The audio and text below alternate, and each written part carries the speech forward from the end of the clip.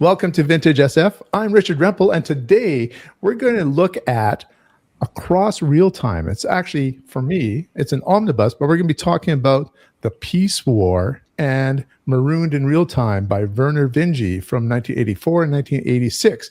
And this was a buddy read that I did with my pals Whitney and Bart. And we'd like to sort of do a debrief together at the end of our reads. And so here, you know what? Let me just move on here. Whitney, can you tell us first a little bit about your channel, and then we'll get into this? My channel is almost exclusively science fiction, and I just kind of talk about some cool book recommendations. And Bart, tell us about your channel. Hey guys, so my channel, for a long time, I was steering it towards exclusivity when it comes to science fiction, but lately I have to say I've been branching out quite a bit more into literary fiction, and why not? I think I'm going to try to have this year and moving forward a little bit more of a mix. So I love science fiction; it's my by far number one genre. So it's still going to be science fiction heavy, but it's books. It's love of books that you'll find on my channel. East of Eden is a book I just read not too long ago that really had an effect on me, and I want to read more stuff like that. So, and I've got Vintage SF, and of course that means I'm looking at older science fiction. I've started to read some newer books though, and enjoying those as well. So I'm spreading my wings that way. Sometimes I touch into a little bit of horror, fantasy as well. One book I just finished reading was The Lottery and Other Stories by Shirley Jackson. So I'll be talking about that in the future too. So I think we're all open to move beyond a specific niche, but majority of the time we talk about science fiction. And this was a buddy read that I was invited to join these guys a couple of months ago and you may have seen some of our reads on the channel when we've had some live times together. This one we're going to record, but I've really enjoyed being with these guys. We talk on Voxer, and we have approximately 50 pages a day that we read in books and talk at the end of each section with each other. And so it's a very fun way to read the books. You guys have been doing this longer than I have. How long have you been doing the buddy reads together? How long has it been, Whitney? It's been over a year now that we've been doing these. Yeah. Yeah, we're good. We're good buddies, and you and Dale, and there's also Sam, who's the original trio, me, Whitney, and Sam. But Dale and you, Richard, have been an amazing addition, and we're so happy to have you, and so happy to for the fact that you're enjoying our company, and it looks like we're gonna continue. We're not gonna talk about it today, but we're reading something that we're all enjoying quite a bit right now. Should I show it? I do have it sitting here. Do it. So you know what? The next time you see us together for a debrief, it's going to be Alistair Reynolds, Chasm City. Chasm City. So good. I almost always just about say Chasm City. Yeah. I'm such a literal reader. Yeah. Can I say one thing, Richard, before we move on to anything and I forget? As we were starting this video, I was so disappointed. Like, I was happy that we're recording this as opposed to doing a live. But at the same time, when you started, I was waiting for that music, for that dramatic intros that you had. I love those intros. So, they do psych us up to go, don't they? Yeah. This is going to I'm not going to add that at the beginning of this one. We're just going to go dive right back into what we're doing here. But perhaps next time we'll go live. Ooh, okay. And Sam of Sam Not So Wise, he had a child. And so he thought that maybe it was a little bit more important to spend that extra child time there in January when we read this book. But he is joining us for this one. So obviously, he's he wants to try to do as much as he can. If you listen to his channel, you'll see he does quite a bit of stuff right now. He's in school and being a father and now reading with us as well. But we'll have him back for next one. Yeah, and he's got the cutest kid. Oh, yeah. So I have an opener question that I had given to you guys. Is there an author whose work that you've connected with, perhaps in your teens, and that this author sort of led to a lifelong love of science fiction for you? I kind of have to modify the question to be able to answer it, because the truth is I did not read science fiction in my teens. Okay. I definitely started in fantasy, and I really didn't pick up true science fiction, and I'm calling it true because Star Wars crossovers don't count, is what I'm saying. So outside of things like Star Wars and Star Trek, I did not pick up any actual science fiction novels until college. And the one that I remember the most that stuck out to me is the book Snow Crash by Neil Stephenson. Mm-hmm. And it was the first book that I had ever read that really showed me how fiction, specifically science fiction, can expand your mind, and it can teach me things, and it can show me how to think about the world in a different way.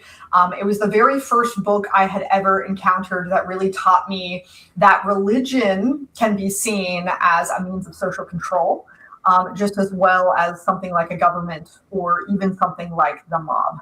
And there were lots of little tidbits about that book that just still stick with me today, and I've never reread it. So that was my entry point.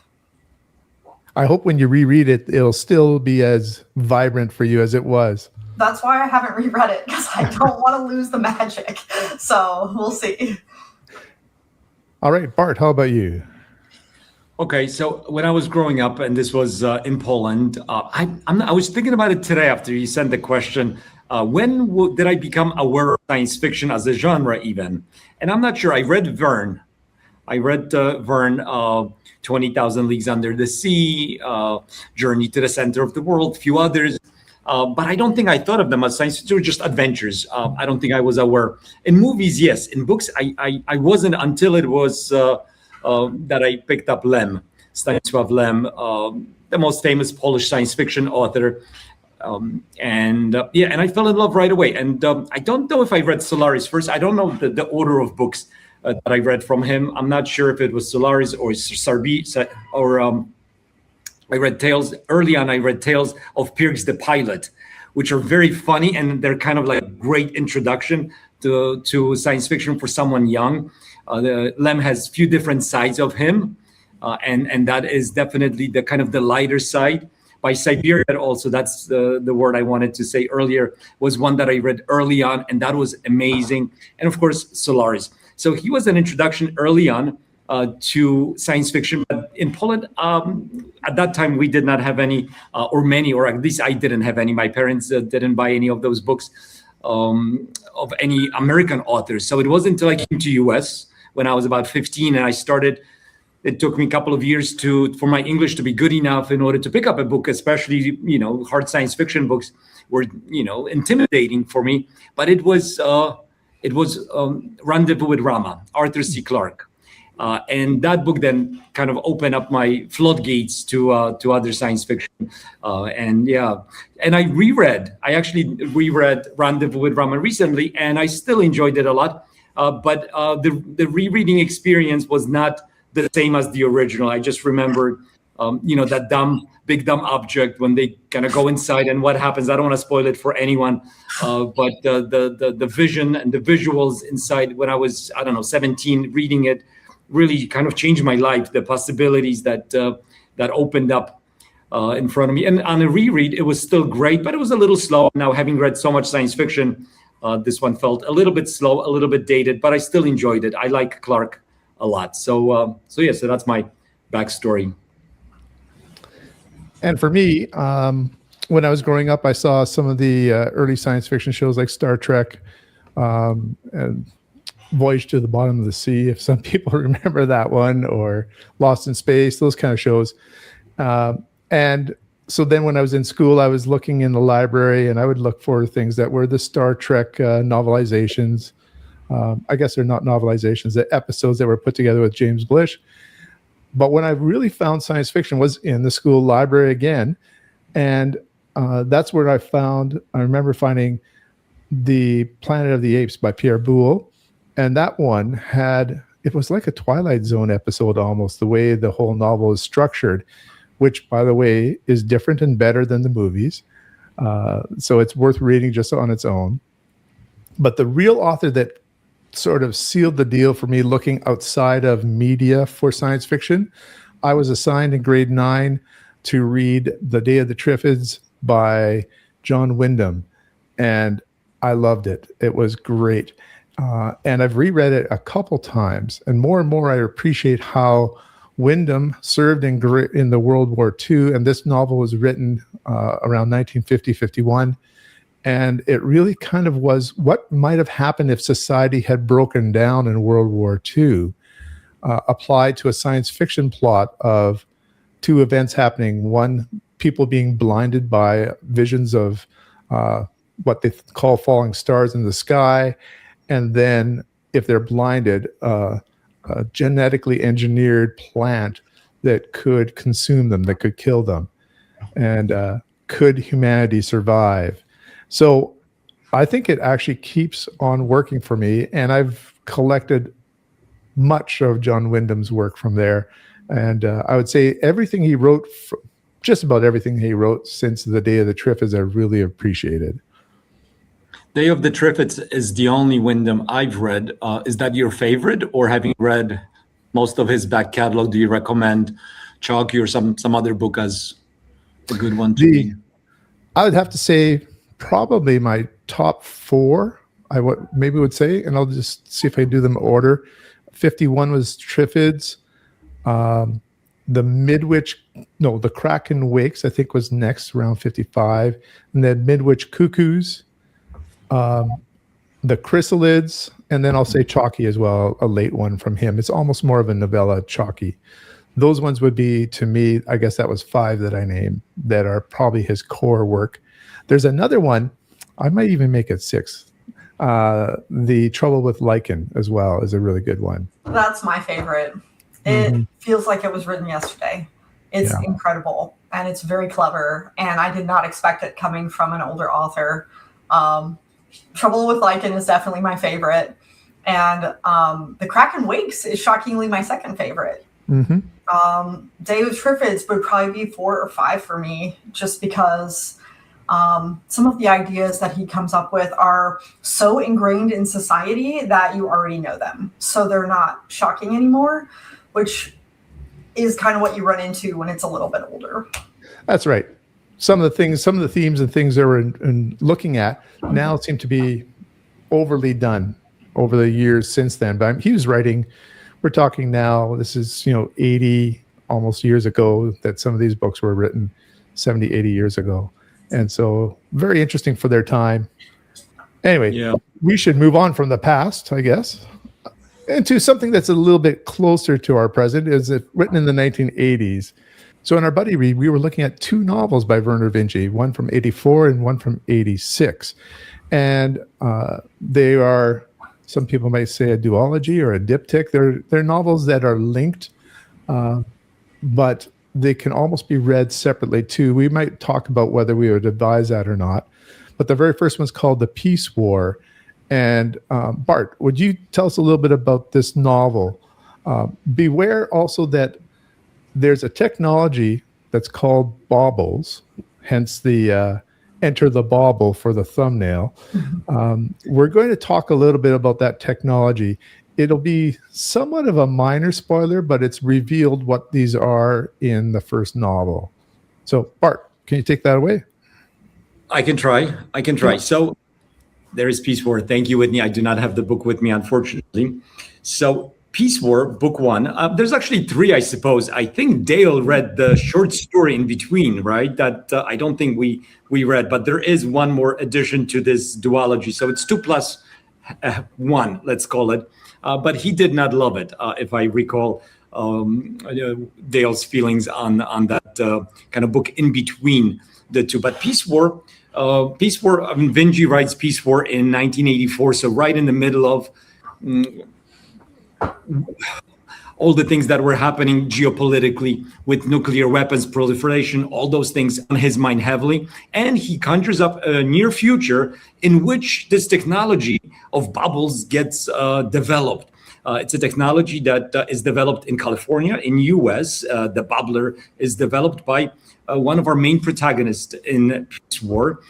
And this bubbler creates kind of a reflective, impenetrable sphere that captures and suspends in time, this is a little bit of a spoiler, anything that happens to be inside it. So inside the bubble is like a stasis field, and no time elapses. So what happens in the story is peace authority, which are kind of bureaucrats that were working alongside the government and scientists, take control over these bubbles. And if I remember fully, they kind of prevent global war, escalation of conflict through the use of bubbles. And as often happens, it starts out perhaps with meaning well, but power, corrupts, and they become the de facto government, kind of running everything and preventing technology from being used and developed. And they're the only ones who were kind of worldwide, which was a little weak, I thought, as far as world building. There was one person in charge of Africa, one person, the director of Asia.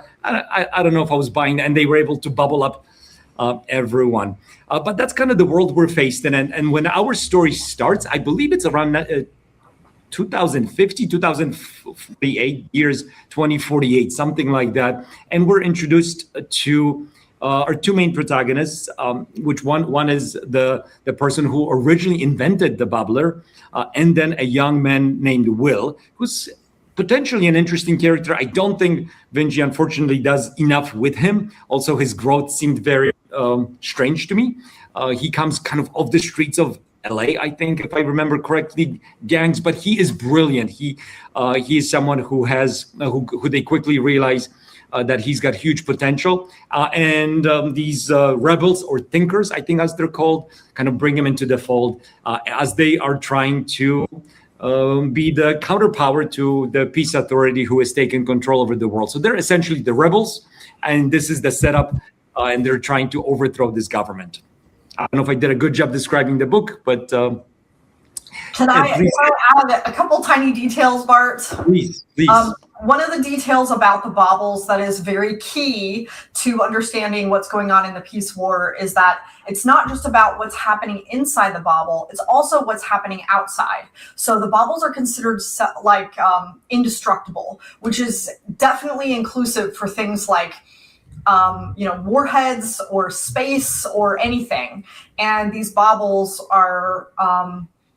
you cannot access them once they have come up, and they can be really, really tiny, or they can be really, really big. So the person who bobbles has kind of the ultimate power, which is why everybody is using these as kind of like a weapon. And these bobble, I like when you said you bobbled them up. That was a good term. It takes a tremendous amount of energy to generate these baubles. And it looks like you generate it from a specific spot, but you can telecast or tell where geographically you want that bauble to be created. And so it's targeting with these baubles. And so the Peace War, the peace is all the weapons of mass destruction, even some of the technology that was going in that direction have been put into these baubles. The beginning of the very first novel, which we're talking about today, there's a bit of a mystery what's exactly happening inside those baubles themselves, because they're impenetrable. They're like mirrors, so that and you'll see on the cover of all the covers, the covers that they're mirroring what's around them. This is the one that's a omnibus of the two, and so the mystery of what's actually happening to the people that are locked inside here is a bit of a mystery at the beginning. And so, I won't tell what the initial theory was, but we do find out that it is a stasis of some sort, that they are just frozen in time. Mm-hmm. Now, the question becomes, and the people who are the thinkers, the ones who are the rebels, can baubles be broken or released? Is it permanent, or is there some way that this could be a way of being released? And I think we'll have a little bit of a spoiler once we get to Marooned in real time, because we'll have to. But that's one of the key elements here, because to combat the peace authority, who are really more of an authoritarian government at the time, knowing how to create baubles, perhaps with less energy, and also how to access inside these baubles is a key. So that's the pretty much the hook for the book, Mm-hmm. and the things that we're exploring.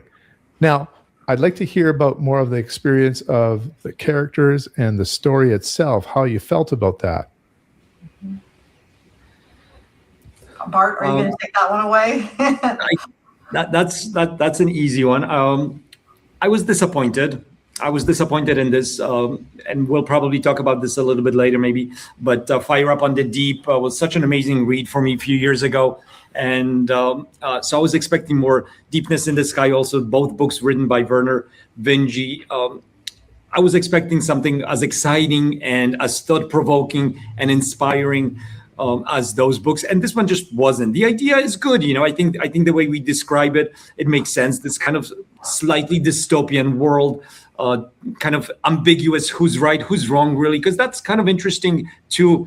Vinge had this libertarian disposition about him, and in this book, I don't know if he's successful in projecting his thoughts and his ideas. I was a little bit confused on what he was trying to say. I think Whitney also mentioned that he was maybe at times confused which way he wanted to go in this book. But the characters were flat, two-dimensional. I would even say maybe one-dimensional, if that's possible.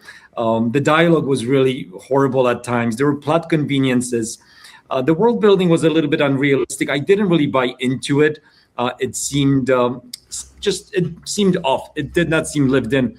It did not seem so. There were quite a few things that did not work for me in this book. But at the same time, it's not a long book. It moves pretty quickly. There's some good action. The idea itself, I think, is fantastic. The Babbler, I think, thinking about that and also using that kind of as a time machine, which maybe we'll talk about when we talk about book 2. There's some good ideas for sure, but the writing was a little bit weaker than and it's an earlier book, of course, by Vinge, which Whitney was talking about when we were all kind of scratching our heads. The writing was a little bit weak as well. So those were my kind of takeaways as far as how I felt about the book. I was disappointed mostly. Mm-hmm. I think it's fair to say that everybody in our buddy read, as they were reading it, was disappointed in this book. While I was trying to find something like some reason for this is the second, I think his second book ever for writing, if I did my bibliography correct, but it's definitely one of his earlier works. And it was also serialized in a magazine, which I do think has to be at least mentioned as it's a fix-up novel. But it makes so much sense when you read the book, because you can see the segments that went together, and you can see where he started something new. And it doesn't look like he plotted the series out or the book plot at all. He submitted something and then was like, oh crap, I better figure out what to do with this, and then kind of went in a different direction. And in doing that, there's not just, it was kind of poorly written, which is true, it was poorly plotted, and there were just so many plot conveniences in there. This book was also touted as a book that was supposed to be held up for those folks who were anti-government and very libertarian-esque, and maybe even a little bit of anarchy. And yet he makes these weird comments in here that kind of don't make sense. Like, oh, well, even though this is an argument for government, I don't actually mean it. And there were a lot of that where he was like, oh, I guess this book sort of naturally arrived at the idea that people need government, but I can't say that, so I better like retract my statement. I think there was a lot of that in this book, and he wasn't really sure what he wanted to do with it. And like, I really have a hard time recommending this book to anyone. And so I don't feel bad spoiling anything, because I really think that once you understand what a bobble is, you can just move on and you don't have to waste your time. So I'm really sad to say I appreciate that it made him the writer that he became later, like Fire Upon the Deep. But it was a pretty poor novel. Yeah. How did you feel? Well, I was thinking that Michael Crichton already had been going with some of his books. Andromeda Strain is from early in the 70s. It seemed like he wanted to try and be a bestseller writer, kind of like Michael Crichton. And bestseller authors often have chapters with sort of a cliffhanger at the end. And then in the next chapter, they sort of start off with a bit of a resolution of that cliffhanger, then move on. That seemed to me what he was doing. And as you said, when he was writing for a magazine, perhaps that was. But I found that the resolution to the cliffhangers really wasn't earned, that it wasn't seeded through the book or seeded through the chapters. And so it felt contrived. It felt like, oh, this would be a cool idea. Okay, now I'm done with that, cleared the deck. Let's move on to the next thing that I have to deal with. And so it made it very disjointed. And that doesn't lead to very great character development when you're just kind of going from crisis to crisis to crisis. Without thinking about what's the arc of a character. And the young boy, Will, I think he may have the best arc in there, and that's what they're trying to portray. And we see sort of the rise of his influence. To me, the best part of the book that I read was perhaps the last few chapters, where there is a how should we say it, a giant conflict that is, I think, fairly well portrayed in terms of the action. But by then, you didn't care enough about the characters, and you just kind of said, okay, I've gone this far. I just want to find out how it ends. So I think very true. So I think you're hearing, this isn't something I wouldn't personally recommend somebody to start with Vinge here at all. I would skip to the 90s from what I know. Yeah. And the 90s are the zone of thought novels. Yeah.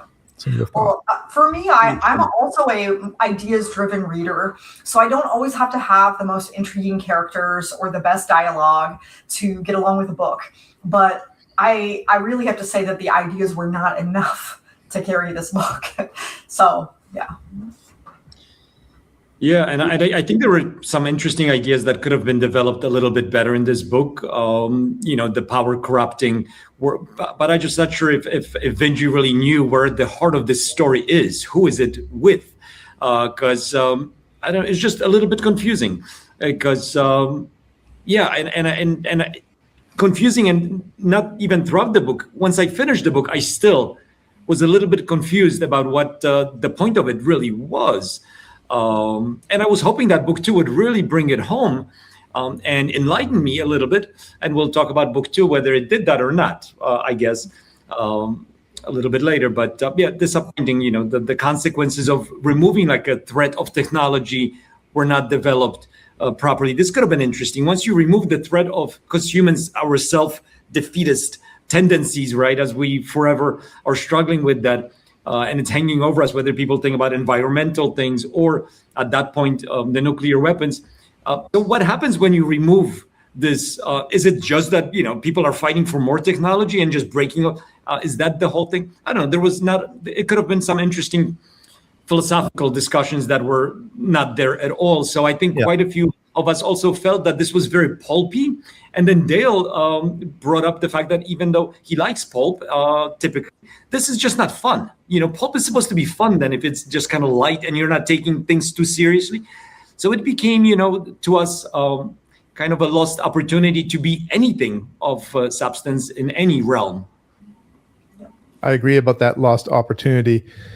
I remember thinking the interesting parts of the book for me were when all of a sudden there was a cool idea of what a bauble could be, or what a bauble could do, or what a bauble could contain in a moment. That I won't spoil. But one of the most interesting characters doesn't really appear for the majority of the book for me, is a military personnel who is baubled right away near in the beginning of the book, and you think this person's done for, but then reemerges, about halfway through the book or so, and she is a fascinating character. Della is her name, and she is somebody that wasn't really fleshed out necessarily, but she had some very interesting characteristics. Well, she was the most rounded character in the whole thing, because I don't have to use her name or her job description to tell you that she's like morally gray. So she was obviously the most interesting. And like Bart, just to echo, like, even when you finish this book, you're like, who was the main character? I don't even know. Who is the bad guy other than like government? Yeah. Or human nature? What? Like, I don't know what they were fighting against or for, or anything. It was kind of sad. So I bet you people are wondering, why did you go on to read the sequel? Well, yes. The idea, I believe, at the beginning was we wanted to read Marooned in Realtime, because we had heard that this was a good early novel of his, and we discovered that there was this earlier portion to that story, and so that's why we were doing that. Mm-hmm. And I think it's generally accepted that Marooned in Realtime is a better book than Peace War. I think that is, like, if you listen to anything about any fans, they always talk about how the Marooned in Realtime is definitely a better book, that even it reflects all of the reviews if you're a big review reader as well.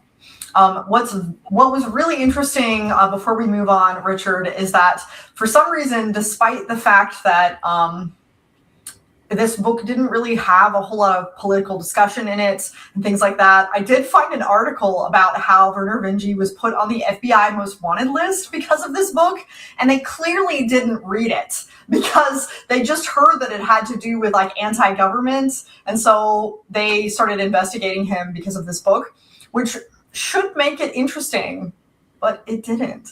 It clearly didn't read it, so I don't know.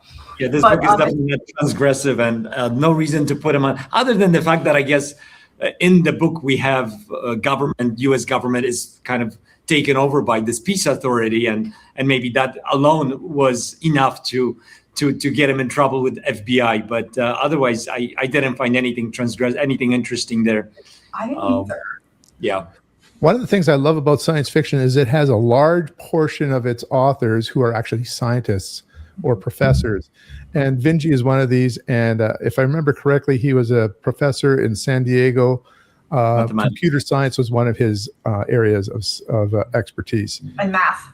And math, that's right. He had PhD in mathematics. Yeah. Mm-hmm. In fact, I think if I have a correction here, I think Will was from San Diego. I made that connection just because that's where Vinge was at that point. But I think we should move on to the second one, and I will mention that we have to talk a little bit more about what baubles can do. So it's going to be revealed here a little bit more about that. We're not going to try to spoil things too much, but minor spoilers to their abilities. So Whitney, can you tell us a little bit about Marooned in Realtime? By the way, great title. As you talk about it, I'm sure we'll talk about that title. Yeah, no, the title is one of the best parts, so definitely have to talk about that.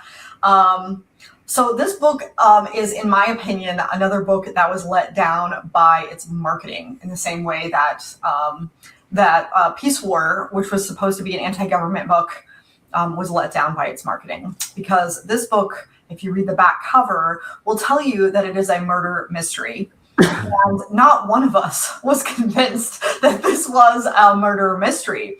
As a matter of fact, I don't even think Vinge was convinced, because he had repeated characters trying to reassure us all that this was in fact a murder.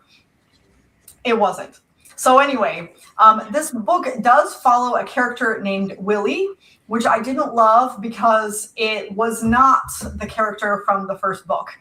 It is kind of very confusing because Will versus Willie, but we are following Willie in this story, who is released from a bobble.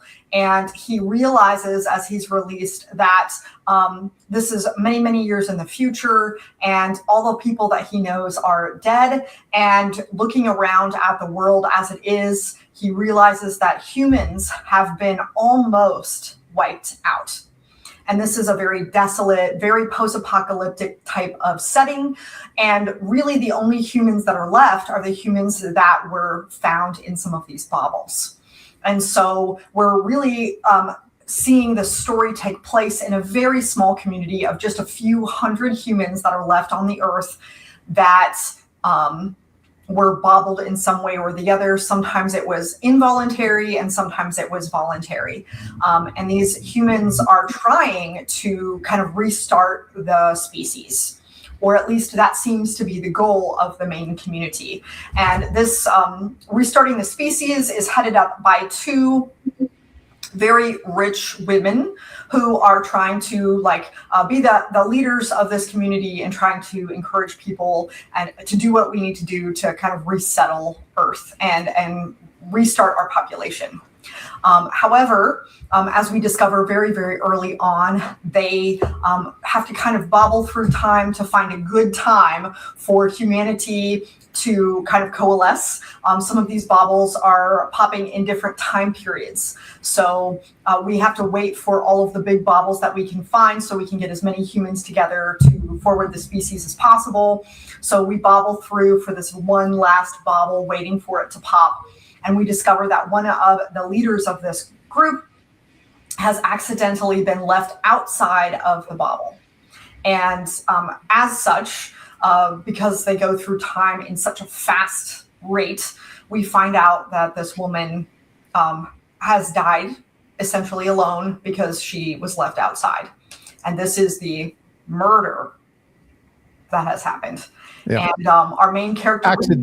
accidentally left out of the bauble is actually, was there somebody who purposely left her out of the bauble? Correct. But nobody explored that possibility. It was always just assumed to be a murder. Okay. Anyway, technology never messes up ever. So of course, but we do follow Willie, who used to be a really super famous detective in his time. And so he is then kind of pulled into this as somebody who needs to investigate this alleged murder. And this is the structure of the story. This is where we start investigating what happened to the woman left outside, and then also what happens to everyone else as we go forward in trying to recreate human society and community. And then I probably don't want to go much more into that because I definitely don't want to spoil anything. So let me know if I should add more pieces to that. So I would maybe just... Go ahead. If I could, Richard, I would just add, because this reminded me, Willie's character, this incredible detective that we're told he's incredible. We do not see it by his actions in the book for sure. But his backstory is actually the novella that Dale read and talked about. I think it's called Ungoverned. And that kind of gives his backstory. So that's kind of the connection between the two, how he ends up being there. And I think he's a decent character, but as far as a detective, I was struggling to understand, because everyone talks about this incredible mind in a Sherlock Holmes kind of, and he is not deducing anything or really even following a kind of common sense way of trying to go about figuring out what could have happened to this woman. So just wanted to throw that in. Well, and I do want to throw in, so this book was written 2 years later. So this book came out in 1986. And at least as far as I can tell, it doesn't read like a fix-up novel. I don't believe it was serialized. It does actually feel like he maybe sat down and thought about this book, because it is a lot more cohesive than the original book. It was better well written. You definitely saw some actual emotion coming from these characters. You had some important descriptions in here, and this world felt a lot more real than I think the first book. So I have to start with some positives here, and that was He definitely did a really cool thing with this. It was almost like a time travel novel, but you can only go forward in time, which is like kind of a more interesting take on this book, which was really fun and interesting. The only character that we have that connects these two books is the character that we call Della, and a lot of that has to do with the baubles and how things work out. That's the only connection. So I really don't feel like you would have lost a whole lot if you decided to skip the other book and maybe read a summary or something and pick up Marooned in Realtime. Yeah.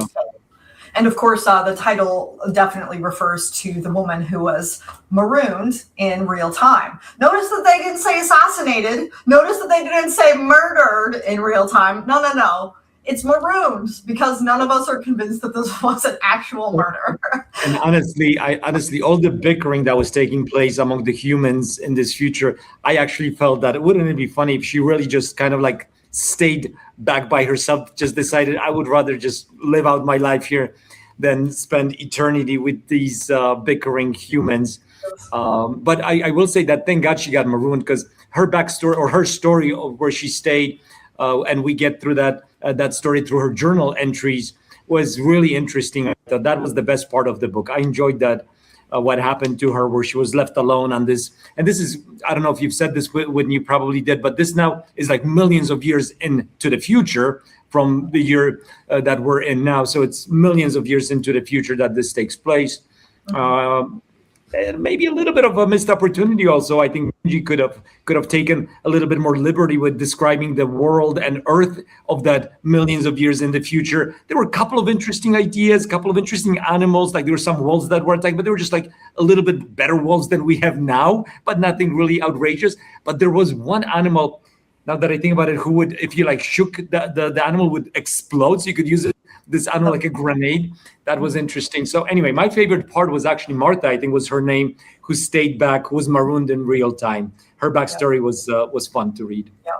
Now, I do have to say, really where Vinge shined in this novel, or like it's very obvious, is in some of these like more primitive creatures of what they could become. He takes ideas of today's animals and like really thinks about them in the forward future, like the fisher monkeys or the exploding mules.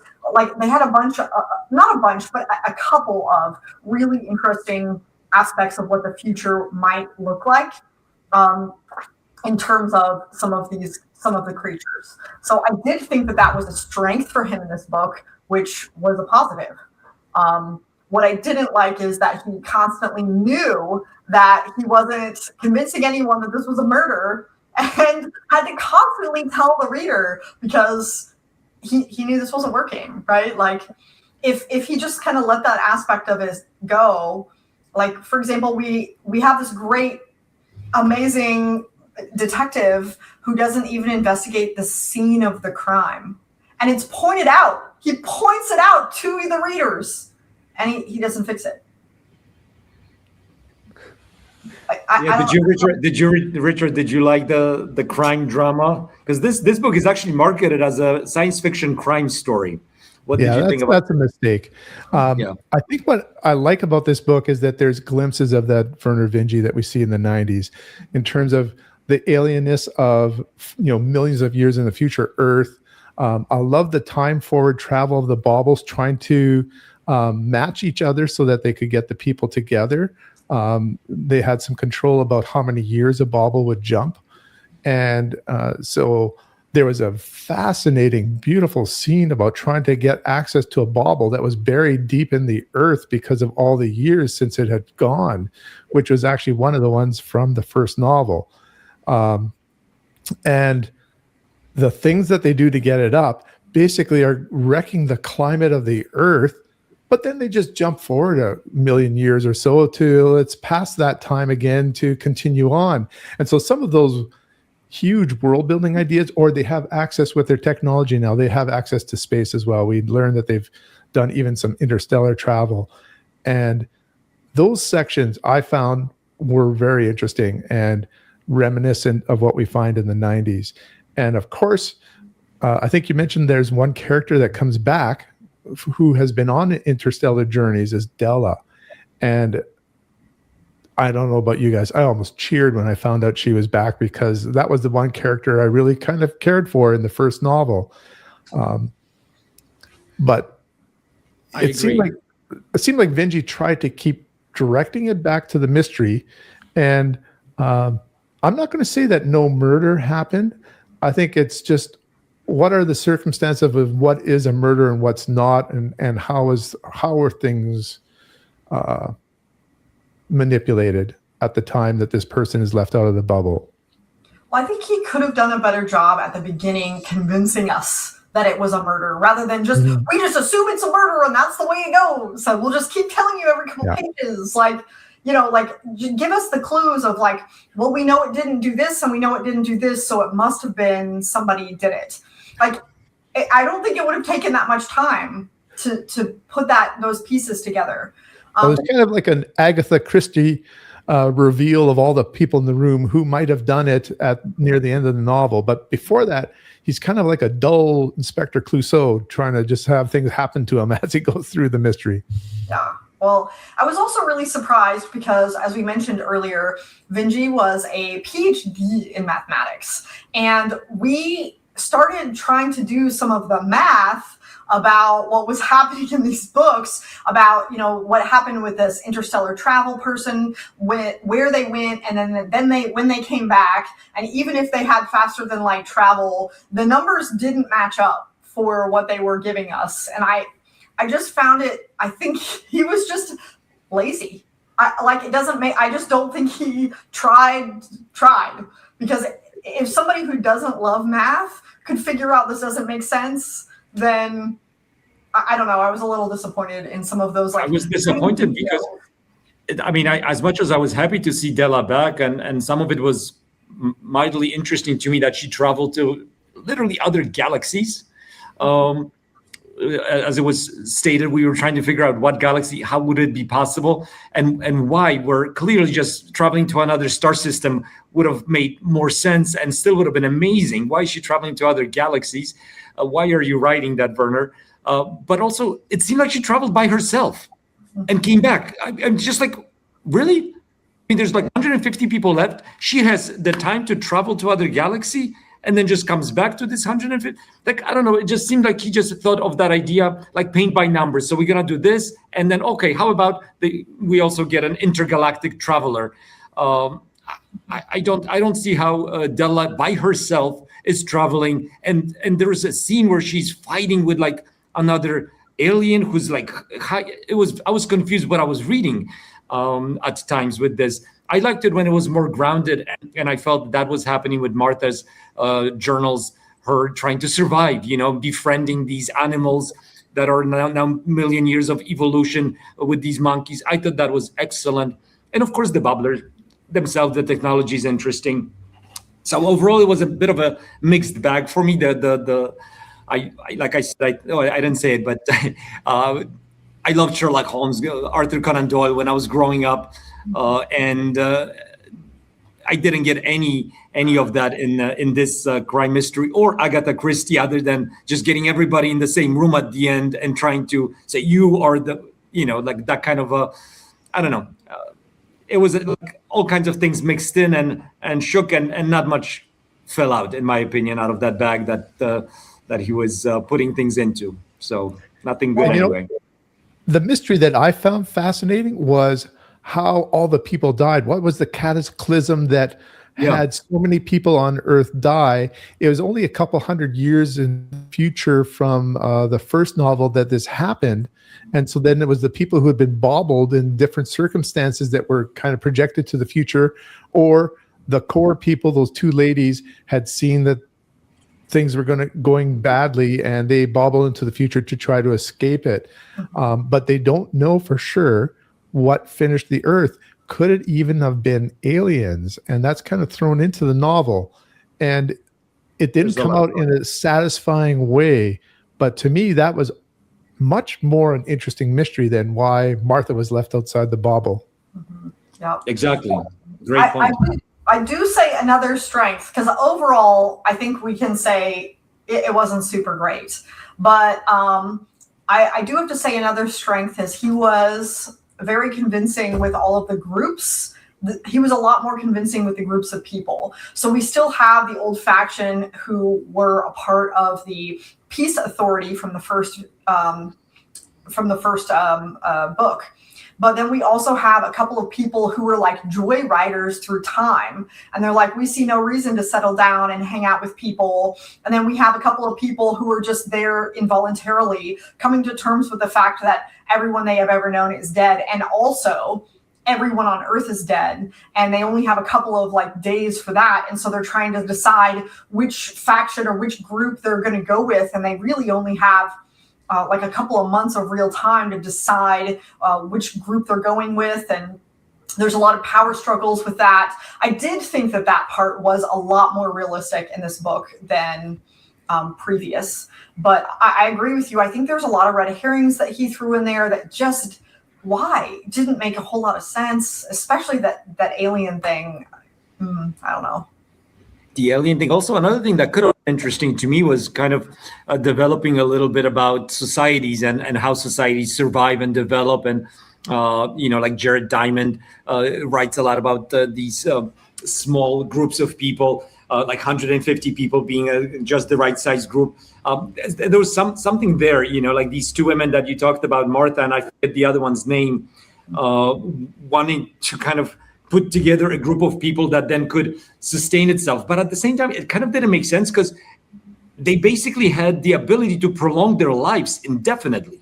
So technically, they could have been like having kids all the time and just, I don't know, I was just kind of confused about what technologies were available to them, what weren't, who had, it was just very confusing to me. And again, just like with book one, by the time I finished this book and put it down, I was still unsure about what was the point. And sometimes there's plot points that just went off and you're curious if something happened there, but nothing comes back to you. Like the group that you called Joyriding Through Time, their idea of a good time was, hey, let's pop in a couple every, million years and see what's happened to the Earth. And then when the sun's going to go out, we'll, make a ball in space and travel in space and see what happens interstellar wise. Boy, it might have been more interesting to follow that group than the group that we stayed with, but they disappear. And it's a conflict because they want to keep everybody that they can to create humanity again on Earth, to repopulate the planet, as it were.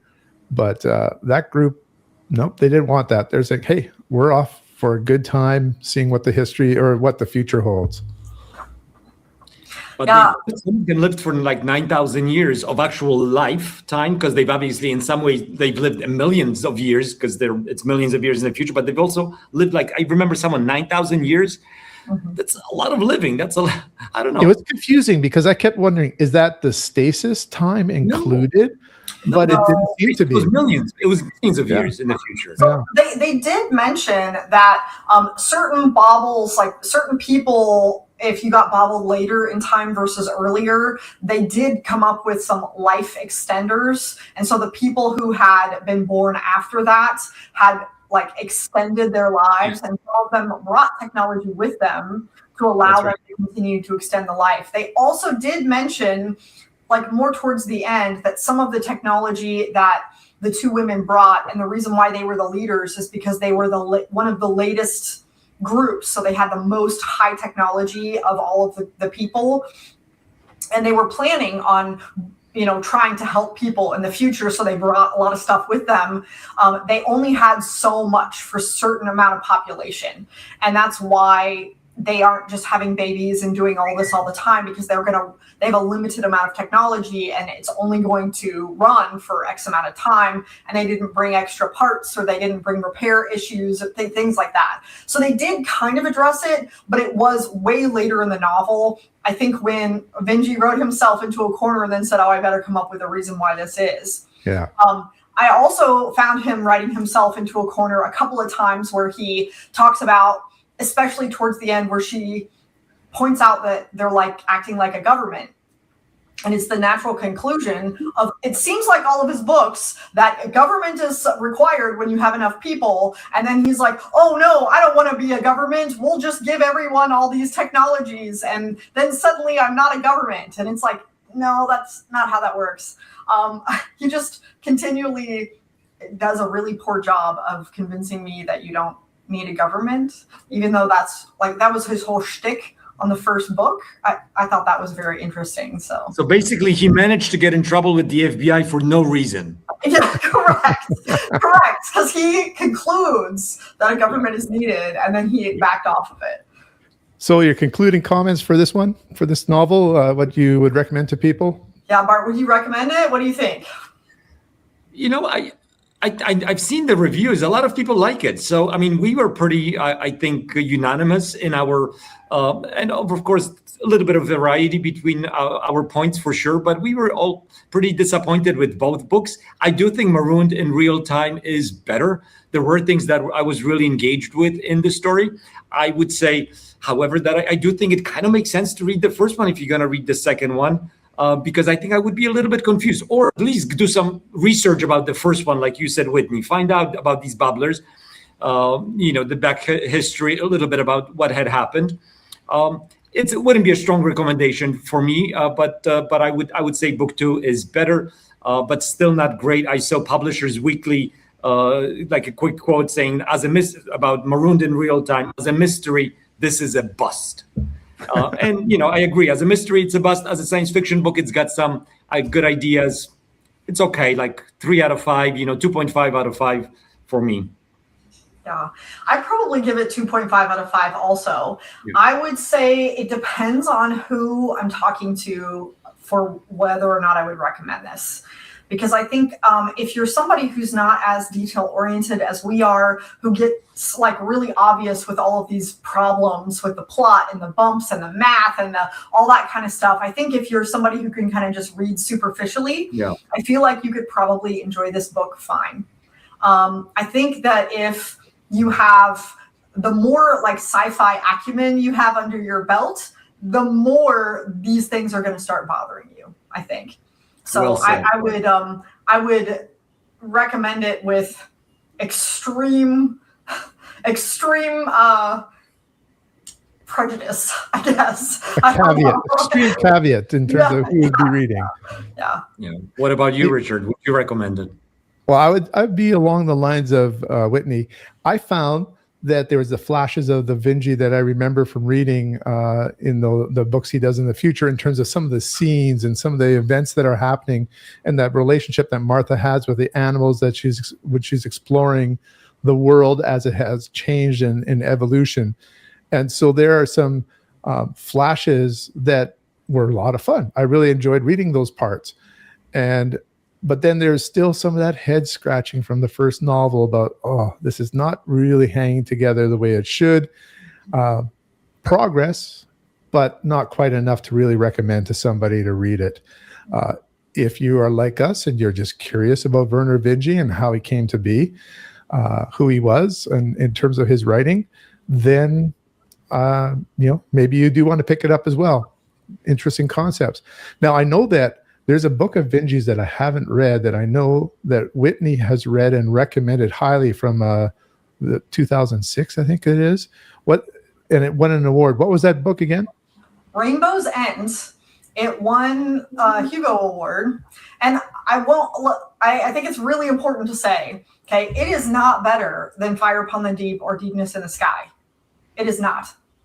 Okay. But I did think that it had some interesting relevance. I do think that he plotted it out as a whole novel, which is fantastic. And the book really follows kind of an unlikable character named Richard Wu, who has been diagnosed with dementia. He's kind of mean to his family. And then all of a sudden he gets cured of his dementia, and they kind of reverse his age. So he gets a young body as well as a new mind. However, he continually struggles with relevance in a digital age. And it's not the youth that's the problem. It's not his body or his mind. It's that what he knew before is no longer the status quo. And I thought that particular theme was so good, and I have not seen that done elsewhere, that I really liked the book. I was like, wow, this is very worth reading. Is it the best execution possible? No. But did it deserve to win the Hugo that year? But I will say, I was glad I read it. And if it hadn't won, I probably wouldn't have picked it up, especially not after reading it. If people don't know, on Whitney's channel, Secret Sauce of Storycraft, she has an entire year's journey of reading all the Hugo winners and the ones that were nominated. So there's so much good stuff on that channel. All the links will be, of course, in the description here. Oh, thank you, Richard. Which book do you think should have won instead of? Oh, that video is coming out soon. Oh, so that's not. Oh, good. Okay, so hey, there you go, a teaser. Mm-hmm. Well, so I want to end with a question that I really honestly don't know. We haven't asked yet, but I wanted to ask. So, are you keeping your copies, or are you going to get rid of them? I can answer that one right away.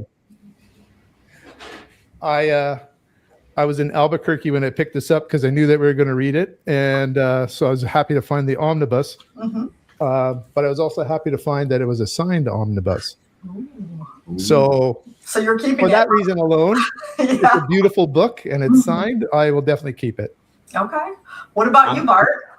I'm definitely keeping my copies. I didn't hate these books. They were a disappointment, but also reading them with you guys was such a pleasure that just, glancing back in the future at them, it'll always remind me of our conversations and even this video. So there's reasons beyond, to hold on to a book. And I like Vinge. Fire Up on the Deep.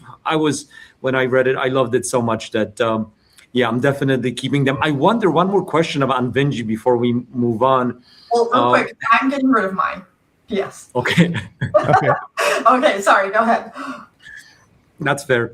Have you guys read True Names, the novella? I think that's Vinge's first novella where he kind of introduces cyberpunk, not cyberpunk, but kind of cyberspace. He's credited with it as being the first cyberspace book. It's a novella, True Names, I think, if I remember right. This little, like, by Vernor Vinge, it tells you all the books in order. True Names is after Fire Upon the Deep and Deepness in the Sky. It's like way down here. I think. But is that a collection of his stories, and so that would have been printed earlier? I don't know. It does say True Names and the opening of the cyberspace frontier. Yeah, I remember reading that this was what Gibson also credited him with. We'd have to look that up. I didn't read it, but that's intriguing. I thought it was the first kind of cyberspace, the introduction to cyberspace. I don't know how good it is. I have not read it, but. From Wikipedia, True Names is a 1981 science fiction novella, seminal work in the cyberpunk genre. So there you go. At least according to Wikipedia. Yeah. Well, I would be really interested. I've been working on a cyberpunk stuff video for a long time. It's just very overwhelming because there's such a huge amount.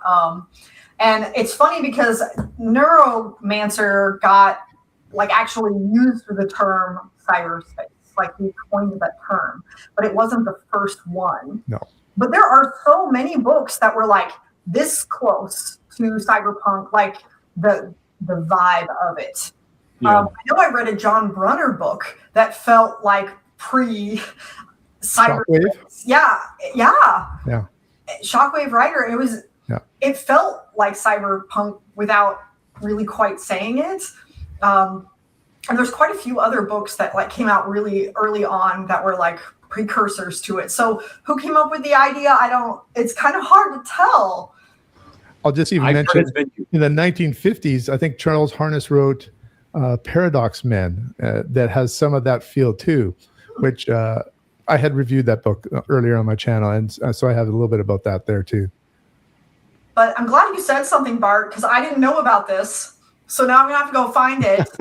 More work. It's terrible. I'm going to yell at you. Well, I'm not recommending it. I just thought you read it because you've read everything. I haven't read everything. I know. I'm kidding. I had one last question that I had in here. I still want to sneak this in. This is kind of our ending question. Are there authors who you love, that you've loved some of their novels or stories, kind of like we did with Vinge, but there's some of their other work you're going, oh, that's not as good, or it's not great. So is there any author that's kind of let you down in some of their other work? Oh man, I have a big one. Okay. Go for it then. Neil Stephenson, my man himself. Neil Stephenson. Okay. This is the guy that got me into sci-fi, as we talked about earlier. All right. With Snow Crash.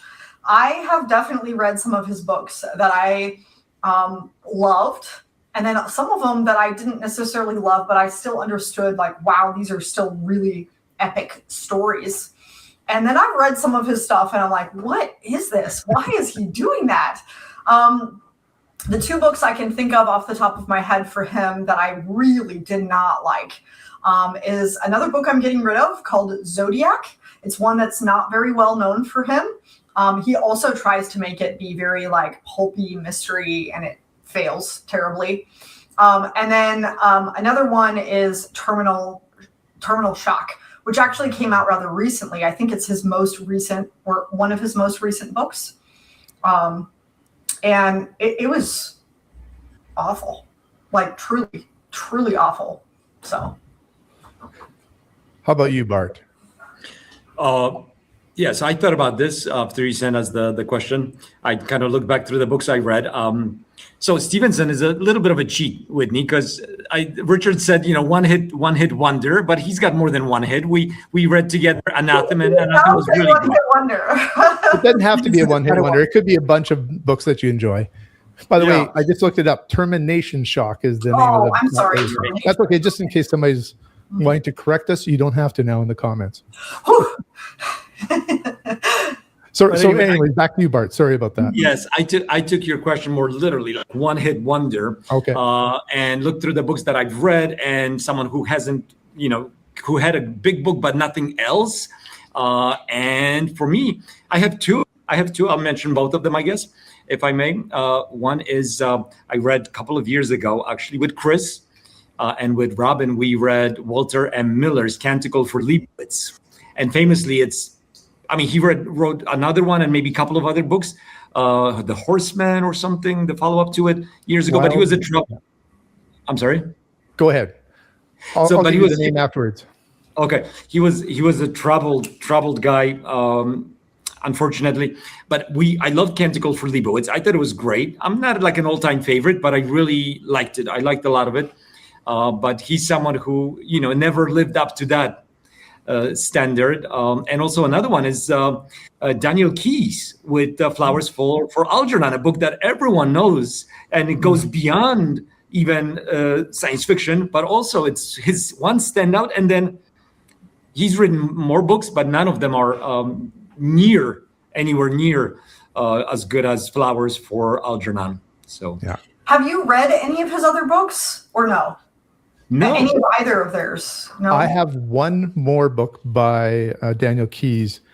I can't remember the name of it, but it came out just after Flowers for Algernon. I just thought they were kind of like one-hit wonders, Yeah.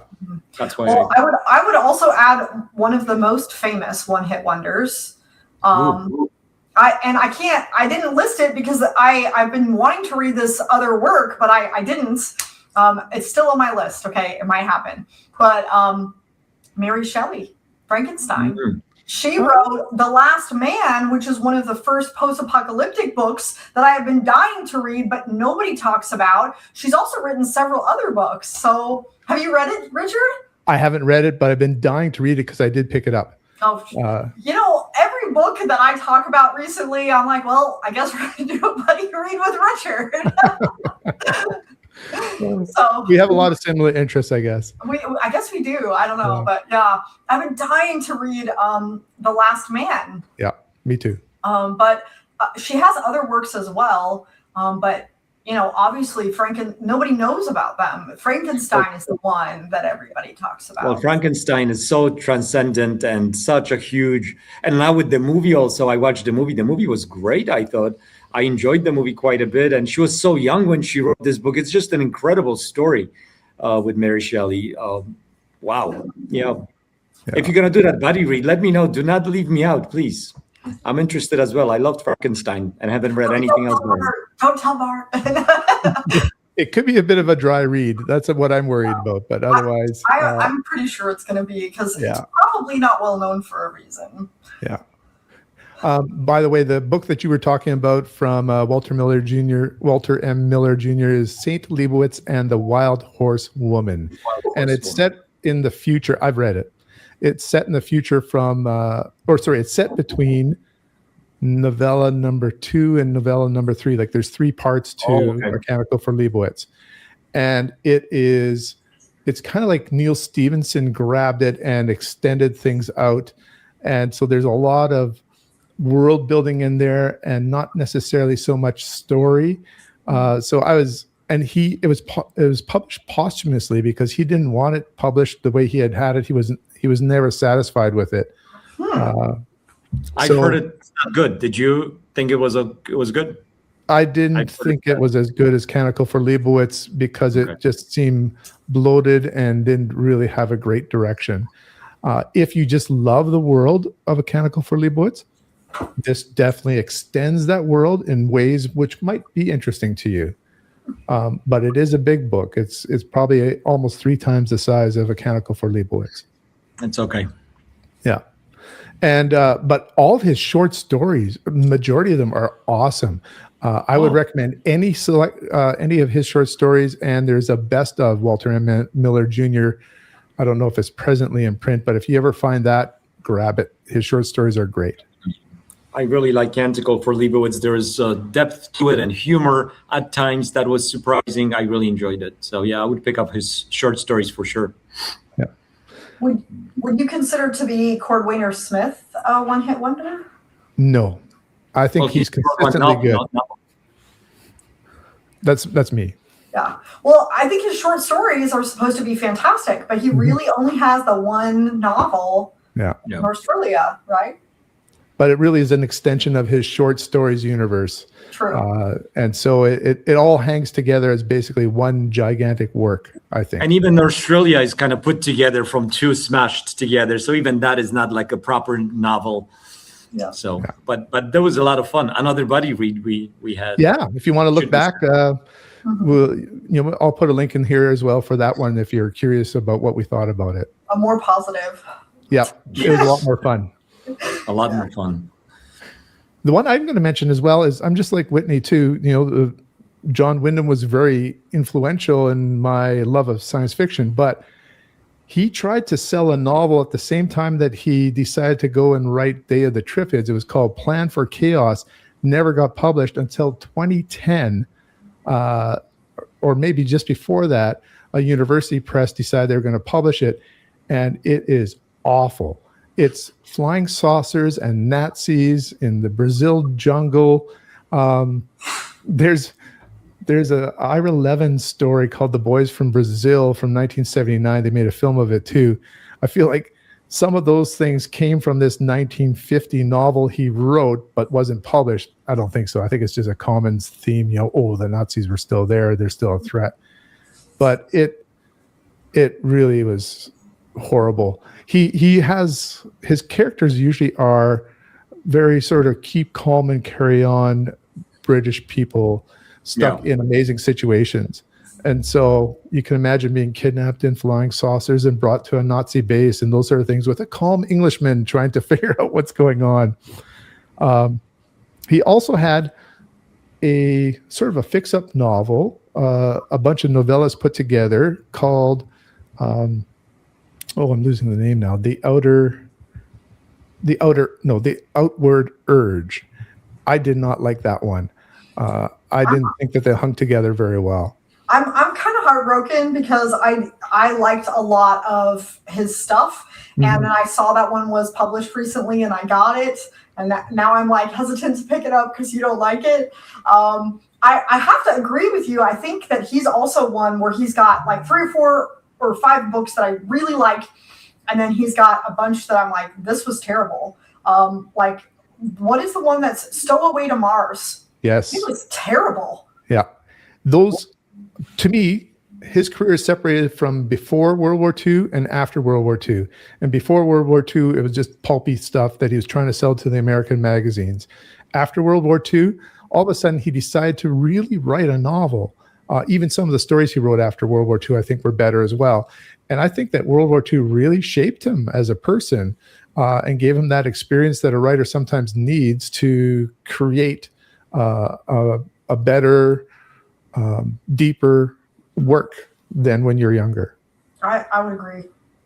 You know what? I just want to jump in one more thing. It just came to me with Vinge, since this is kind of a Vinge video. I started reading Children of Sky some time ago, which is kind of book 3 in the Zones of Thought, and I couldn't finish it.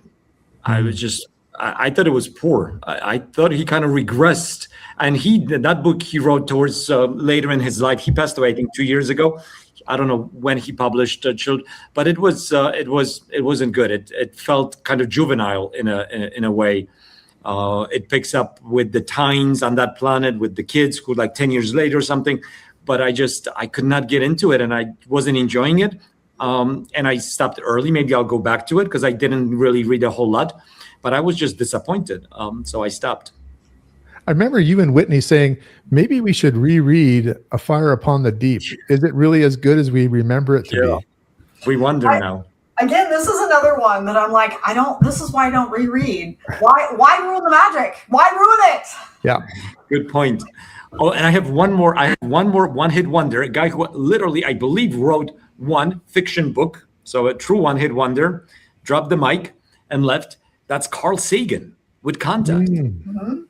You know, so I mean, he left it. I think it's a fun. I read it a long time ago. I want to reread it again. I'm a little bit trepidatious to read it, but the movie's good too, I thought. But the book was great when I read it years ago. And I believe that's his only novel. It holds up. It holds up. Yeah, I thought so too. I reread it. It held up. And it is better than the movie. I keep meaning to do a book versus movie video on that, which would be really fun. But I'm thinking about doing a video where the book was better, except for this one where the movie was better, kind of an idea. Those are fun to do. I highly recommend it. Yeah. All right. Any last words, or is there anything coming up on your channel you'd like to promote? Well, I guess I can do a couple of mine since I did a poor job explaining my channel. The video that's coming out this week is going to be a video on big dumb objects, which I'm pretty excited about doing because I love big dumb objects stories because it's all about the sense of wonder. It's one of the few like super positive sci-fi subtropes or subgenres that we have that are almost always positive in the storyline. And so I have a video coming out on that. I have no idea how well that will do or not. And then in March and possibly some of April, I'm going to do what we were talking about and alluding to earlier, Richard. Since I've been doing a lot of Hugo content, a lot of my viewers have been asking me, what book do you think should have won? So I'm doing an entire series. It's going to, I think it'd be 3 videos, but I'm having a little bit of a hard time with it. I'm going to call it the Woogos, which is the Hugos according to Whitney. I love it. Sure I'm going to make everyone mad with all of my opinions, but I'm going to give, for each year, I'm going to give, here are like 5 or 6 candidates. These were not just nominations. These are any of the books that were published that were eligible, period. And here are the candidates for this year. And I would pick this one, or I would not, or I would leave the winner or whatever. So I'm just going to go through and do that. And I'm going to try to do, I think, 1 to 2 decades, maybe 2 or 3 decades each video. So that way I hit all of them. And some of the years I realized that I haven't read any of them. And I'm like, I'm never going to get all of the books read. So I'm just going to have to do it and declare no winners or something. So.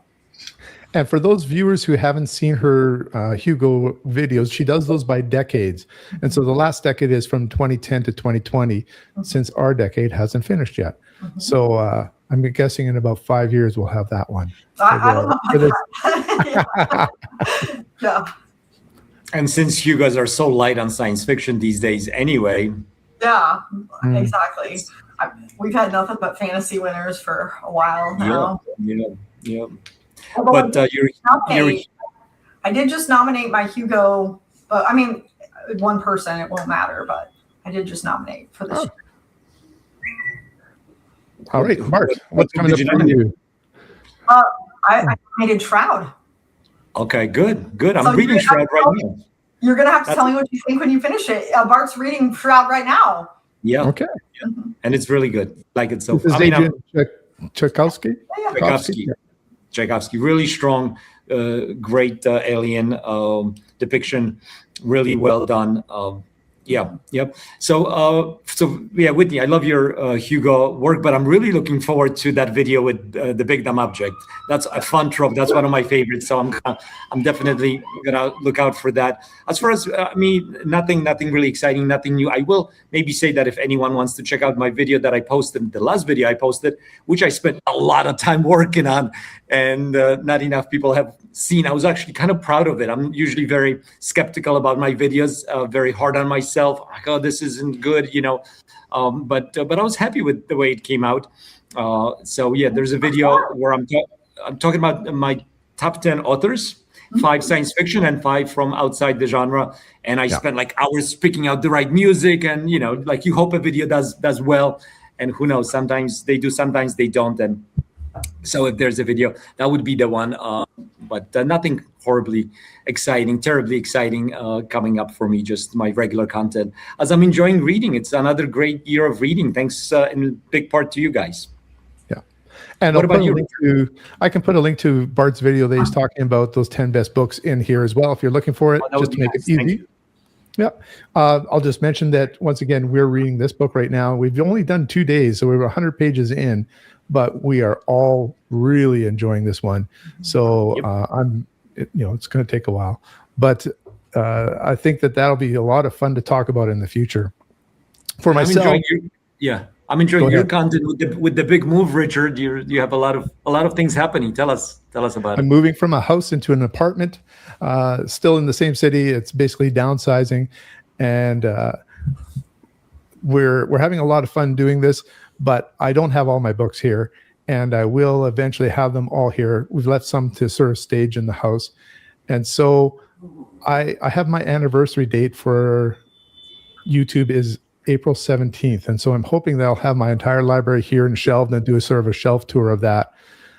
So there's some moving things that will come up periodically into my videos, but coming up, that idea I was talking about of 4 books that are better than the movies, and then 1 book that the movie was better, that might be coming on Monday.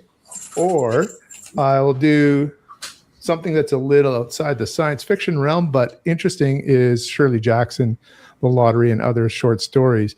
For people who are familiar with Richard Matheson, he was really heavily influenced by Shirley Jackson, and I would say he's a darker version of Shirley Jackson. The Lottery itself is a very dark story, but a lot of her stories are kind of a slice of life that have sort of a disturbing tone in them, or event that happens. So I'm looking forward to making that video too. You should do both. We would like it. Well, it'll probably be the next 2 videos then. So we'll see. All right. Any last comment? This was a lot of fun, even though one of the things I find is even if we don't really enjoy a book, we enjoy each other's company and talking about a book. So, none of us DNF'd it because we didn't like the book, because we're curious about talking about it and seeing what would happen. So that was a lot of fun. Well, now at some point, I need to go through all of the reviews of Marooned in Realtime and really see the analytics of what people liked about this book, and see if anybody can convince me that I should keep the books, because as it stands right now, I'm definitely ready to get rid of them. So, yeah.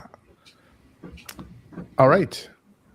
If that's it, I thank you very much for joining me and doing a debrief here. I really enjoy these debriefs together with you guys, and we'll see you next time with Chasm City. Chasm City. Whew.